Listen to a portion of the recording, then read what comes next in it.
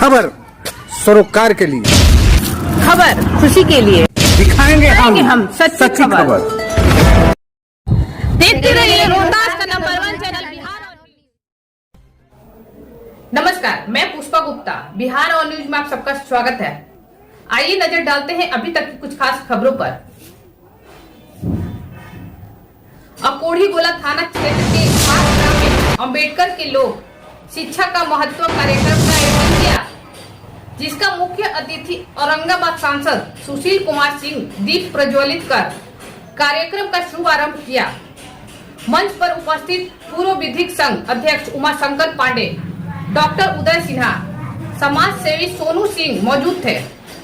वहीं मंच का संचालन देवेंद्र पासवान ने किया। पुष्पा गुप्ता के साथ ओम प्रकाश सिंह, बिहार और न्यूज। ये बहुत बड़ी बात है।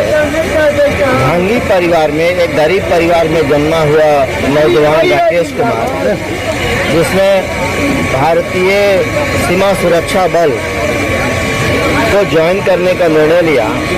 और ये सेवा एक सेवा मात्र नहीं है, जिसके अंदर जज्बा होता है देश सेवा का, देश प्रेम का, वही सीमा सुरक्षा बल या फौज में जाता है। तो मैं इस नौजवान को बहुत बहुत आशीर्वाद दे रहा हूँ कि ये बहुत आगे बढ़े और अधिकारी वर्ग में जाए, ये कमांडर बने। ये मेरी शुभकामना है, मेरा आशीर्वाद है। और साथ ही साथ इनके माता पिता, इनके पिता सुगंध राम जी और इनकी माता दशहरी देवी जी, दोनों को भी मैं बहुत बहुत धन्यवाद देना चाहता हूं कि उन लोगों ने एक योग्य पुत्र को जन्म दिया।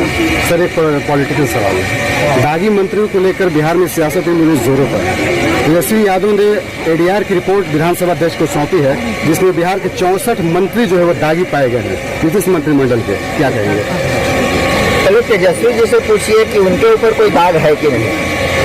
यदि तेजस्वी जी के ऊपर कोई दाग न हो, आय से अधिक संपत्ति अर्जित करने का, और जब वो नाबालिग थे, जब वो बच्चे थे, तभी उनके नाम करोड़ों करोड़ की संपत्ति कहाँ से आ गई? तो शीशे के घर में पत्थर वो मारे जिसका घर शीशा का ना हो, या पहला पत्थर वो चलाए जिसने कोई पाप ना किया हो। तो पहले तेजस्वी जी से ही ये सवाल किया जाना चाहिए कि उनके पिताजी या उनकी माताजी के मंत्रिमंडल में, उनकी पार्टी में और स्वयं उनके ऊपर कोई दाग है या कि नहीं।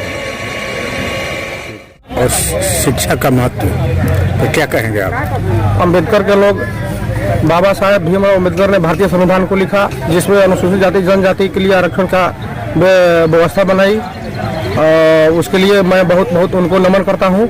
और हम चाहेंगे कि शिक्षा वो अधिकार है जिससे सारे समाज का तरक्की होता है, जिसमें हम लोग निम्न कोटि से आते हैं, अनुसूचित जाति जनजाति, जिसमें हमारे जो अभी बच्चे इस बाग गांव के राकेश कुमार जी का जो बीएसएफ में चयनित हुए हैं, उनको बहुत बहुत बधाई देता हूं। और हमारे समाज में इसी तरह का शिक्षा का लौ जगे और शिक्षा का थोड़ा सा कम खाना खाएं और शिक्षा के महत्व को ज़्यादा तरजीह दें और बच्चे को शिक्षा से प्रज्वलित करें, ताकि हमारा समाज आगे बढ़े, उससे हमारा देश का तरक्की हो।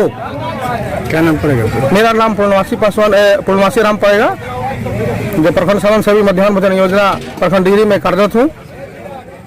महत्व, तो क्या कहेंगे आप? नहीं, अम्बेडकर के लोग और शिक्षा के महत्व पर आज के जो हम लोग विचार रखते हैं कि जो भी अम्बेडकर साहब ने जो संविधान बनाया और जिससे देश संचालित हो रहा है, उस संविधान को मानने वाले सभी लोग अम्बेडकर के लोग हैं। और उस संविधान के तहत जो उन्होंने अनुसूचित जाति या अन्य जातियों को जो आरक्षण का प्रावधान किया, या अन्य भी संविधान में जो प्रदत्त शक्तियां दी है जो संवैधानिक दायरे में, उसको लेकर के और जो शिक्षा को ग्रहण कर करके और आदमी एक ऊंची मुकाम हासिल करता है, निचले तबके से भी ऊपर आसमान की ऊंचाई तक जाता है। यही शिक्षा का महत्व है। और अम्बेडकर के लोग जो बार बार ये कहा जा रहा है कि मैंने उसको